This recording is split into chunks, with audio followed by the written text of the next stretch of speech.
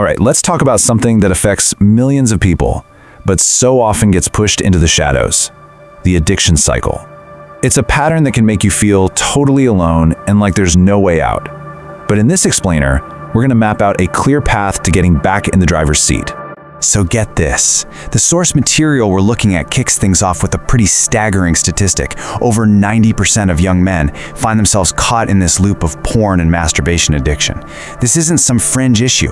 It's a huge, widespread experience that tons of people are wrestling with, usually in silence. And look, if you clicked on this, there's a good chance you felt that pull. You know that feeling of being trapped in a habit you desperately want to change, but you just can't seem to break free. If that sounds familiar, then you're in the right place. The good news? Just understanding the pattern is the first huge step to dismantling it. That feeling of being trapped, it's not random. It's actually a predictable 4-stage psychological loop. And once you can see the gears turning, you can start to take the whole machine apart. So let's break down what that cycle actually looks like. Okay, so it all starts with a trigger. Maybe it's boredom, stress, or just feeling lonely. That little spark creates the craving. Maybe you're scrolling social media, you see something, and boom, that urge gets cranked up to a 10. That, of course, leads to step 2. You take action. You give in. But what happens right after? Step 3 hits you like a ton of bricks. Regret. This wave of guilt, of frustration. You swear to yourself, that's it, never again. But then, the most clever part of the cycle kicks in: justification. This is your brain starting to fight back against that feeling of guilt. And this is where it gets really sneaky.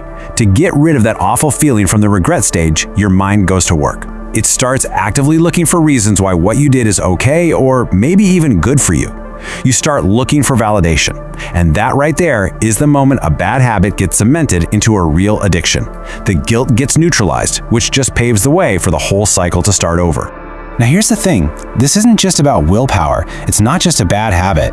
The source material we're looking at points to some pretty serious neurological research that completely reframes the issue.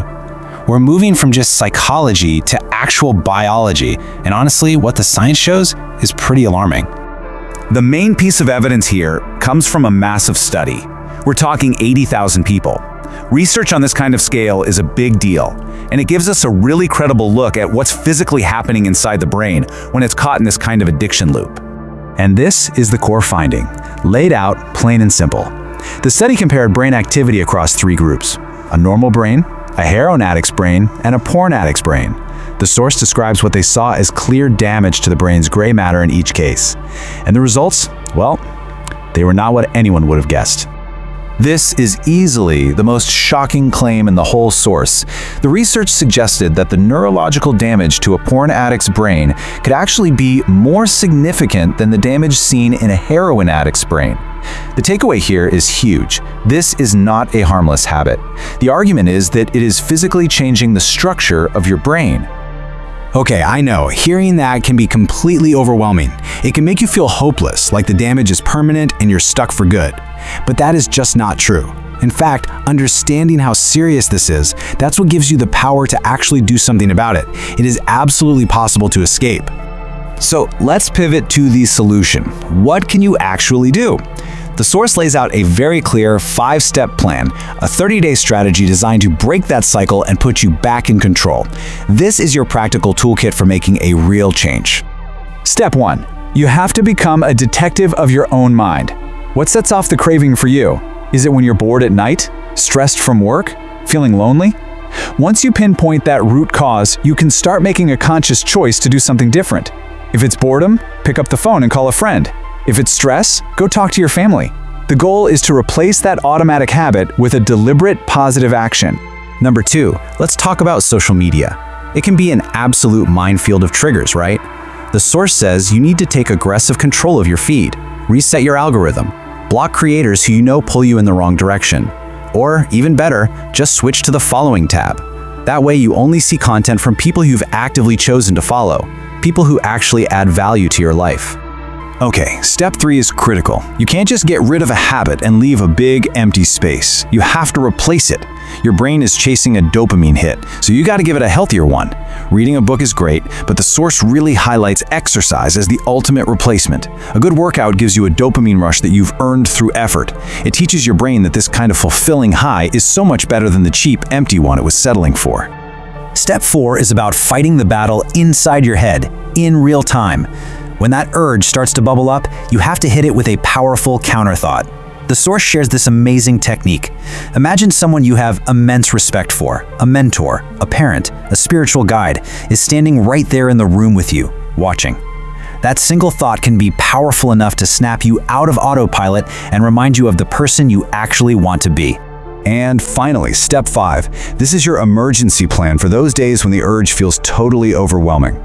First, just stop and do some conscious breathing for 5 or 10 minutes. It calms your whole system down. Second, and this one is super effective, physically change your environment. Get up, leave the room, go somewhere with other people. If you can, go for a walk outside. And last, figure out if you have a fixed time when this usually happens and deliberately schedule something else in that exact time slot. So as we wrap this up, it's so important to reframe this entire thing. The source is very clear. This is not a moral debate about good versus bad. The real issue here comes down to one simple word: control. Who's in charge? Is it you, or is it your brain's automatic impulses? And when you lose that control, the fallout isn't just in your head. It spills out into every single part of your life. Your social life takes a hit. You might start seeing people as objects. Your productivity tanks. And it can create wildly unrealistic expectations for relationships, which can poison them before they even have a chance to grow. That's the real cost.